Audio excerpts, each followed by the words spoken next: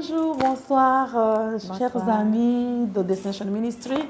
Nous avons une invitée spéciale, une très belle femme devant nous. Nous allons lui demander de se présenter et de nous dire un petit peu qui elle est avant de continuer. Voilà, bonsoir. Je m'appelle Liane Chimoué. J'habite ici en Belgique. J'ai 4 enfants avec un beau mari. Voilà. Qu'est-ce que tu fais dans la vie? Je suis infirmière. Tu es infirmière. Ah, bravo. Merci beaucoup en tout cas de venir sur nos caméras. Je sais que tu nous suis et ça fait quelques jours qu'on recueille des témoignages des personnes qui ont quelque chose à dire, à exprimer. Et aujourd'hui, j'ai choisi le thème de la grâce de Dieu et tu m'as dit que tu pourrais vraiment témoigner à propos de la grâce de Dieu sur ta vie. Alors, la première question, est-ce que, Liane, tu as déjà vu la grâce de Dieu dans ta vie? Oui. Okay. Est-ce que tu l'as vu combien de fois? Des milliers de fois. Des milliers de fois, ok. Donc, est-ce que tu peux nous raconter les choses vraiment que Dieu a fait dans ta vie, qui prouvent vraiment qu'il existe et qui ont fait que l'amour que tu as pour Dieu soit vraiment très important ou que tu sentes cet amour-là? Donne-nous un témoignage. La première grâce de Dieu que j'ai vue dans ma vie, c'est que Dieu m'a guérie. Parce que moi, toute mon enfance, j'étais tout le temps malade. Et quand Dieu m'a guérie de cette maladie que j'avais depuis des années, pour moi, c'était vraiment une grâce qui dépassait tout entendement.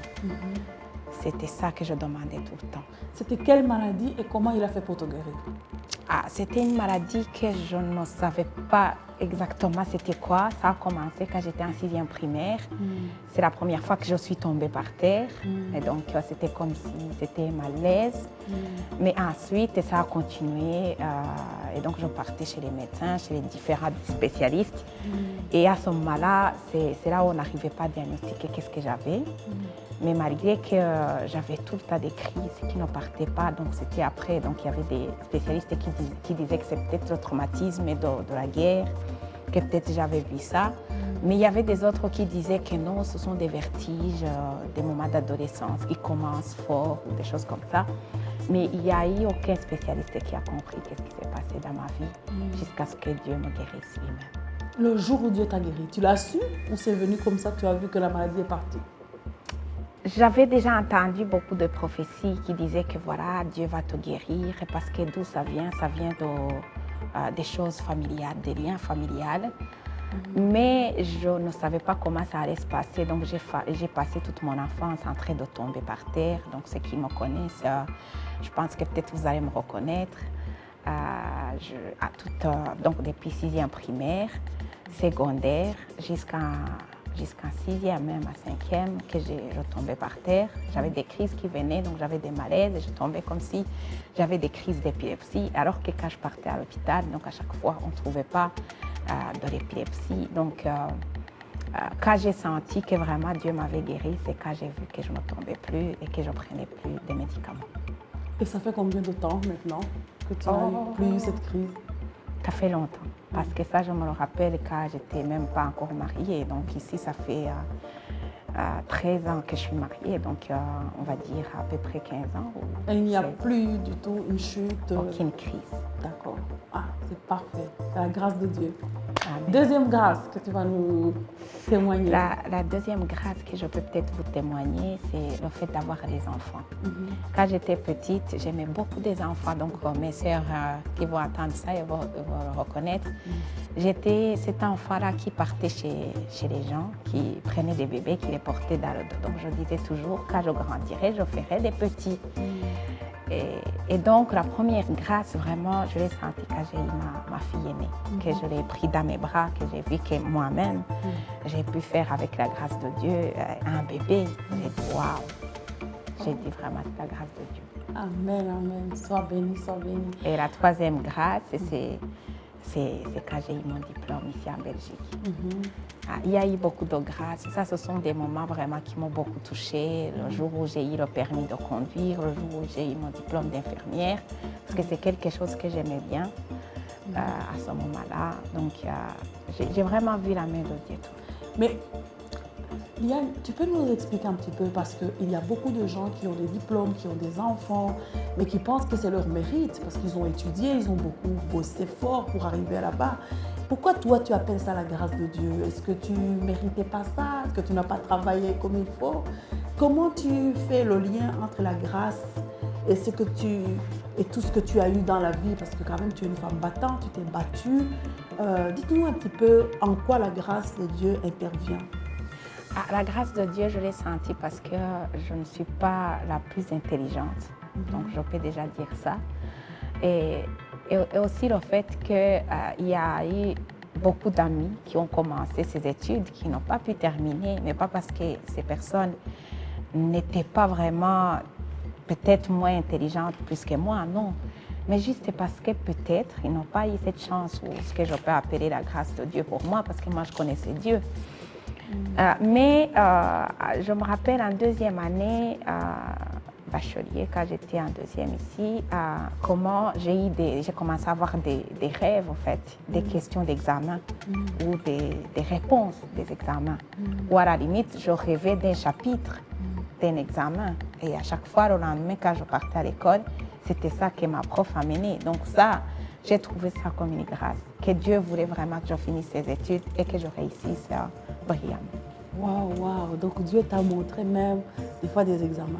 Et qu'est-ce que tu peux dire à une femme qui a peut-être ton âge ou plus jeune que toi, ou une jeune fille qui ne connaît pas Dieu ou qui ne prie pas spécialement?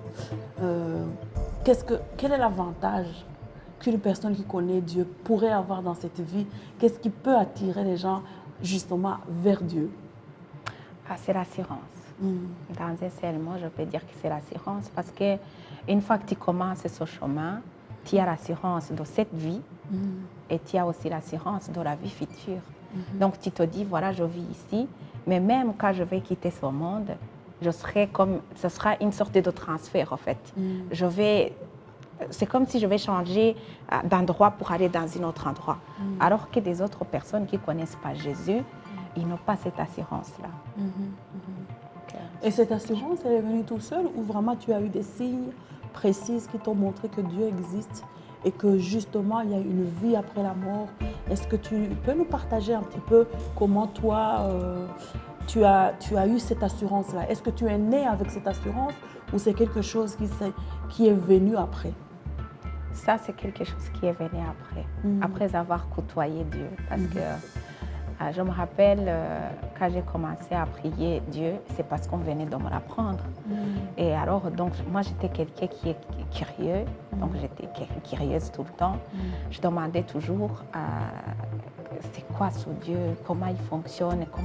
Comment ça se fait qu'il y a des gens qui voient des choses des autres?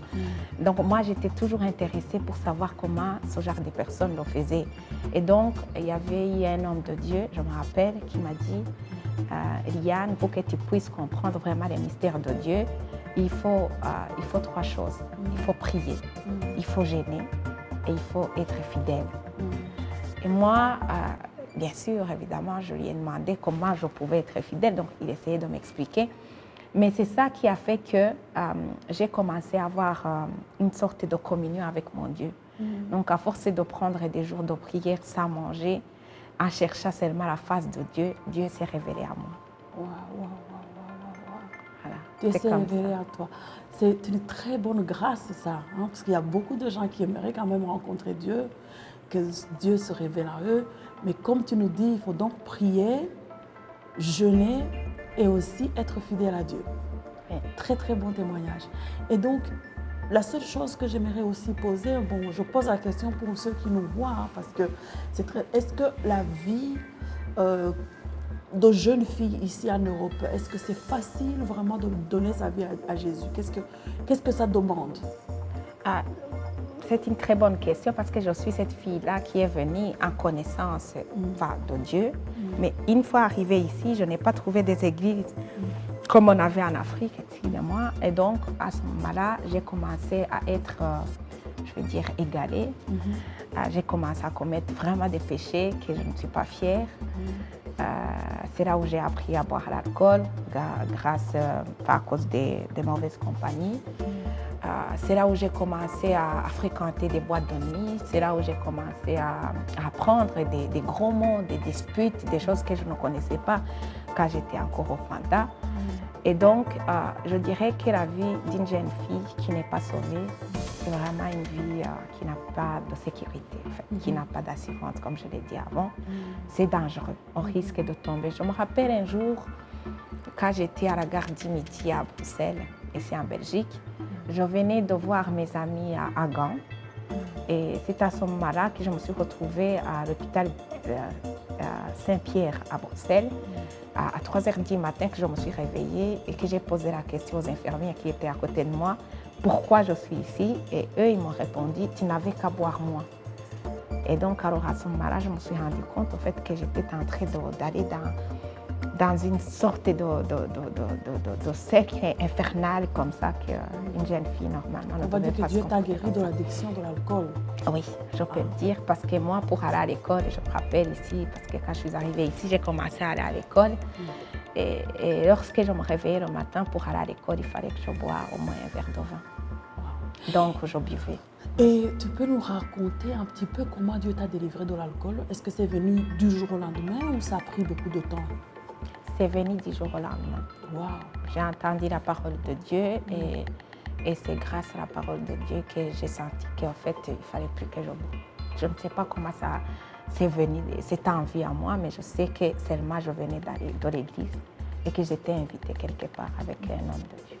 On avait prié pour moi et une fois rentrée à la maison, je sentais que je ne pouvais plus garder de l'alcool dans mon frigo. Wow. Donc nous venons vraiment d'écouter que Dieu peut délivrer de l'alcool, de la dépendance à l'alcool, Oui.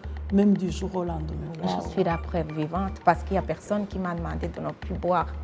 C'est seulement cette soirée-là que j'avais vraiment rencontré cet homme de Dieu qui m'a transféré cette grâce de Dieu qui a fait que j'ai commencé à haïr l'alcool. Jusqu'à ce jour, je n'ai jamais touché à l'alcool. Wow. Donc ça fait longtemps, ça fait à peu près 15 ans. J'ai une question qui me traverse, Liane. Est-ce que tu peux aider des femmes ou des dames qui sont dans la dépression? Vous savez, il y a beaucoup, on vit des situations difficiles, de stress, beaucoup de travail, beaucoup de problèmes dans des couples, beaucoup de problèmes familiaux qui font que beaucoup de personnes, même les chrétiens, vivent dans la dépression, sont tristes, ils pleurent beaucoup et d'ailleurs, c'est ça qui fait qu'ils tombent de temps en temps dans l'alcool. Mais quelle est pour toi la solution de la dépression? C'est de se confier à Dieu. Pour peut-être des personnes qui ne connaissent pas Dieu, moi, vous me l'avez déjà demandé, que c'est la grâce de Dieu qui a fait que j'ai arrêté de boire l'alcool. Mais c'est le fait aussi que j'avais accepté Jésus comme roi et sauveur auparavant. Donc, une fois que j'ai accepté Jésus, c'est là où j'ai entendu la parole de Dieu et après que la parole m'a délivrée. La parole de Dieu nous dit bien que vous connaîtrez la parole et vous connaîtrez la vérité. C'est la vérité qui va vous affranchir. Donc, une maman qui se trouve dans sa maison, qui ne connaisse pas Dieu, il est difficile que cette maman arrive vraiment à ne pas tomber dans la dépression si une fois qu'elle a des problèmes. Parce que ces problèmes, elle ne peut pas être secourue autre part qu'avec Jésus, en fait. Ouais. Et celui qui est en Jésus, qui a donné sa vie en Jésus, mais qui vit des moments de détresse, qu'est-ce que tu la conseilles? C'est que cette personne n'a pas eu vraiment Jésus. Non, elle a eu Jésus, mais elle a des problèmes qui font qu'elle se sent triste, elle est en détresse. Qu'est-ce qu'elle peut faire? Mais normalement, je sais que tu peux être chrétienne, rencontrer des épreuves ou des difficultés, mais Jésus qui est avec toi, ou le Saint-Esprit qui est avec toi, c'est lui qui porte ta croix, c'est lui qui t'aide. Et une fois que tu commences à sentir que ta croix, tu la portes toi-même, c'est que tu es loin de Jésus. En fait. C'est ce que je dis. Donc il faut déjà bien rentrer. La présence de Jésus, ça nous prend tous nos souffrances et tous nos fardeaux. Merci beaucoup en tout cas pour ton intervention. J'espère que ça a aidé beaucoup et tu es toujours la bienvenue sur notre TV de destination pour le prochain épisode. Merci. Que Dieu te bénisse. Merci à vous. Ouais.